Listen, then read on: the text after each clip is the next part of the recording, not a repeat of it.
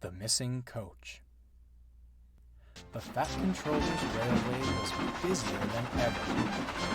The engines rushed off their wheels with goods and passengers.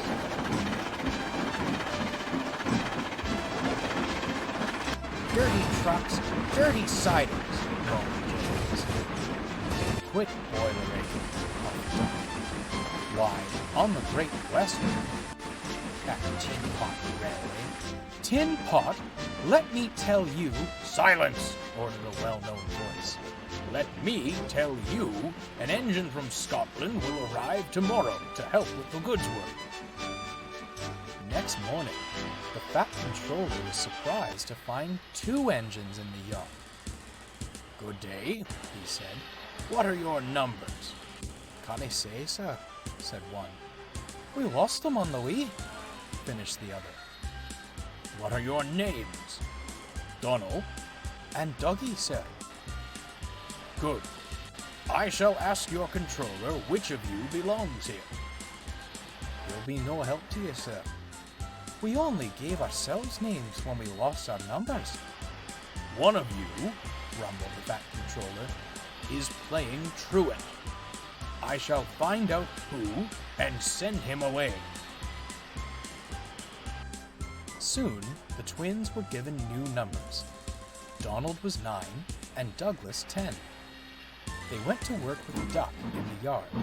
They handled the coaches and trucks with ease. Duck was impressed. "Take my tip," advised Duck. "Watch out for Gordon, Henry, and James. They're sure to be trouble." That night, the twins backed into the shed and gave cheerful, deep-toned whistles to the others. "They sound like buses," murmured Gordon. "Or ships," smirked Henry. "You wouldn't be making fun of us, would ye?" Gordon and Henry jumped.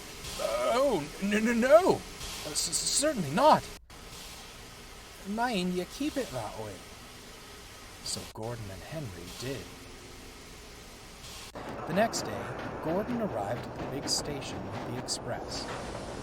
Duck was arranging Donald's goods train, so Douglas offered to shunt the coaches away. As he did, he began to worry.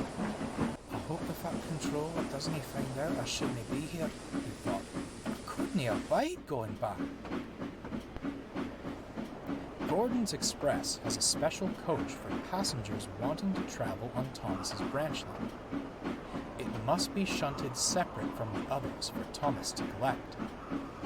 Douglas was so preoccupied, he forgot the special coach.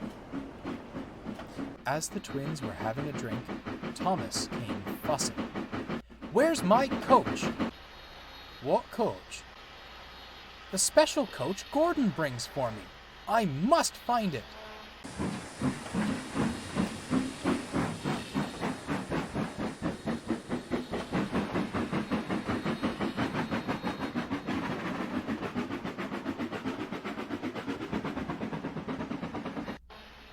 Thomas was hardly out of sight when a mob of angry passengers erupted from the sidings, right out of the special coach.